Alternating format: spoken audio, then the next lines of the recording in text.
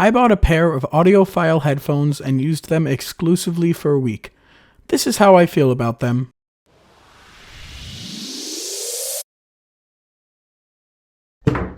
They were actually kinda mid. Here's my thoughts. So, about a week ago, I bought some Philips X2 HR headphones. These are open back or audiophile headphones, which are designed to provide more natural sound. Headphones like these are used by people like audio engineers to make sure they're hearing as close to the real sound as they can. I also read that they help give a more surround sound experience, or something like that, so the sound doesn't all sound like it's coming from the inside of your head. I was curious as to how that might affect my gaming experiences, so like any impulsive zoomer with money, I bought a pair. With a few exceptions, I've used nothing but these headphones for about a week. I compiled my thoughts on them, and I'll tell you what I've noticed. Overall, they were just incredibly mid. These aren't the Sennheiser HD 800Ss, which are a little over $1,400, but they are considered pretty good as far as I could tell. Now, I didn't notice much change in audio quality compared to my daily driver, the Razer Barracuda Pros, which are about $250, except for one specific instance. The first few seconds of Edgar Wintergroup's Free Ride, in which I thought the tone sounded a tad more authentic. I couldn't really say, but it just sounded better to me. Take that with a grain of salt though, because when switching back and forth between the two headsets, the difference was there, but so slight that it could just be a decently powerful placebo effect.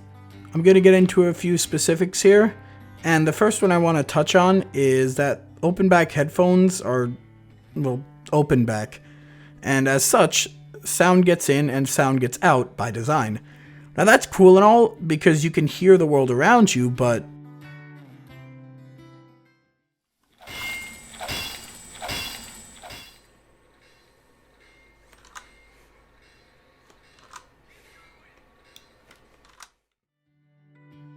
and that doesn't really work for a creator like me.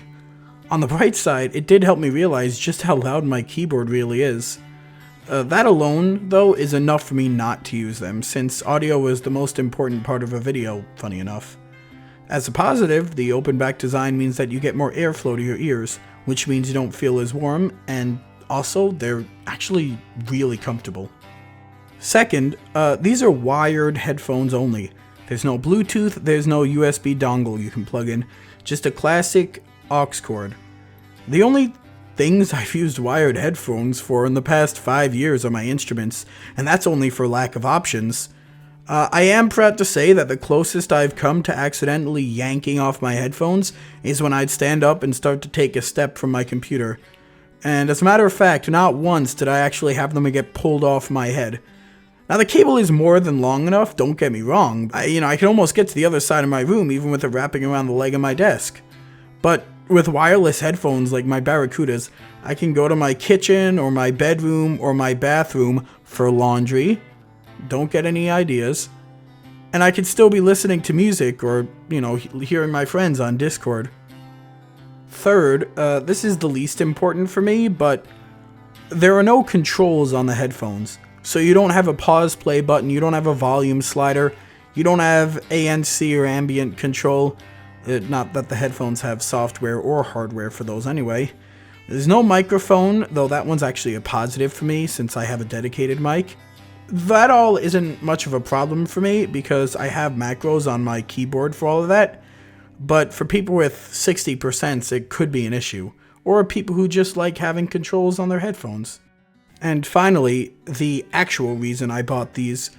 Do they help me pinpoint where sound is coming from? No, I don't think so. Everything in TF2 sounded about the same. Everything in Far Cry sounded about the same. YouTube videos sounded the same, though I expected as much. I even wore them over my index to see if they helped me locate my friend in VR chat, and it sounded about the same. Overall, they're not bad headphones, especially for the price, but they're certainly specialized. I do plan on keeping these for editing just because I want to minimize desync between audio and video, which is a problem I've been dealing with almost since the inception of the channel. Other than that though, I'm going to stick with my Barracudas because I love ANC, and I love freedom of movement, and I love not having to hear myself type at 6,000 decibels. So this experience ended up being really underwhelming. I totally expected this to, like, change the game for me, but thinking about it now, knowing what I know and learning what I've learned and experiencing what I've experienced, I guess it makes sense.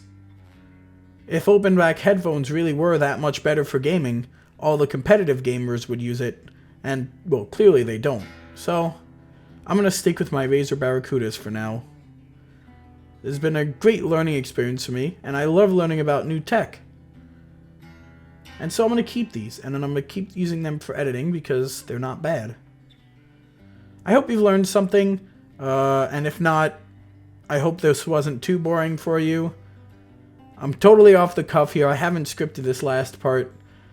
Thank you for watching, and I will see you next year, actually. Happy New Year, happy holidays, and good night.